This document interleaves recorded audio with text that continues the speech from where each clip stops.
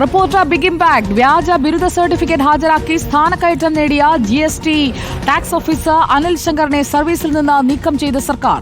MG സർവകലാശാലയുടെ വ്യാജ ബിരുദ സർട്ടിഫിക്കറ്റ് ഹാജരാക്കിയും പാസ്സാകാത്ത വകുപ്പുതല പരീക്ഷ പാസ്സായതായി സർവീസ് ബുക്കിൽ എഴുതി ചേർത്തുമാണ് അനിൽ ശങ്കർ പ്രൊമോഷൻ നേടിയത്. റിപ്പോർട്ടർ വാർത്തയാക്കിയതിന് പിന്നാലെയാണ് അന്വേഷണം നടത്തി അനിൽ ശങ്കർ കുറ്റക്കാരനെന്ന് കണ്ടെത്തിയത്.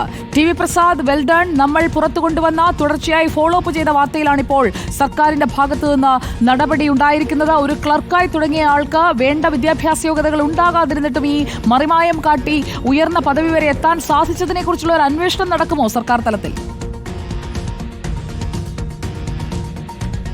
സുജയ, കഴിഞ്ഞ ഡിസംബർ, അതായത് 2023 ഡിസംബർ മുതലാണ് അനിൽ ശങ്കറിൻ്റെ വാർത്ത നമ്മൾ റിപ്പോർട്ട് ചെയ്തിരുന്നത്.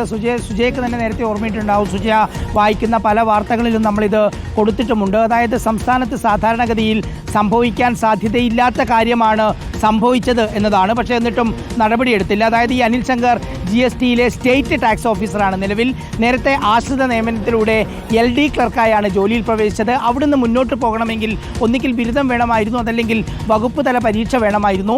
ഇത് രണ്ടും വ്യാജമായി അനിൽ ശങ്കർ ഉണ്ടാക്കി എന്നതാണ്. MG സർവകലാശാലയുടെ വ്യാജ ബിരുദ സർട്ടിഫിക്കറ്റ് ഹാജരാക്കിയതിന് MG സർവകലാശാല രജിസ്ട്രാർ ഗാന്ധിനഗർ പോലീസിൽ പരാതി കൊടുത്തെങ്കിലും അതിൽ നടപടി ഉണ്ടായില്ല. നേരത്തെ നമ്മൾ വാർത്ത കൊടുത്തു തുടങ്ങിയതിന് പിന്നാലെ GST അന്വേഷണം പ്രഖ്യാപിച്ചു.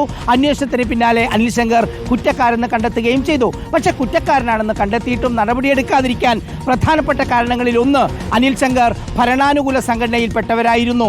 2, പാസ്സാവാത്ത വകുപ്പുതല പരീക്ഷ സർവീസ് ബുക്കിൽ പാസ്സായി എന്ന് എഴുതി ചേർക്കണമെങ്കിൽ മുതിർന്ന ഉദ്യോഗസ്ഥരുടെ സഹായമില്ലാതെ പറ്റില്ല എന്നുള്ളത് കൊണ്ടാണ്. അതായത് അനിൽ ശങ്കറിനെതിരെ നടപടിയെടുത്താൽ മറ്റുദ്യോഗസ്ഥരും കുടുങ്ങും എന്ന ഭയത്തിലാകണം ഇത്ര കാലം നടപടിയെടുക്കാതിരുന്നത്. പക്ഷെ നിരന്തരം നമ്മൾ ആ വാർത്ത ഫോളോ ചെയ്തു.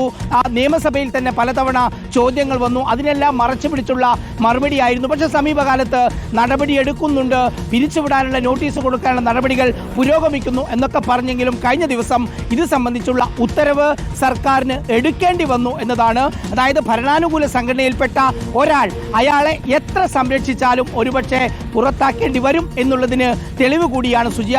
ഈ ഡിപ്പാർട്ട്മെന്റ് എന്നുള്ളത് നാട്ടുകാരുടെ തട്ടിപ്പ് പിടികൂടി പണം തിരിച്ചു പിടിക്കേണ്ട ഒരു ഡിപ്പാർട്ട്മെന്റാണ് GST.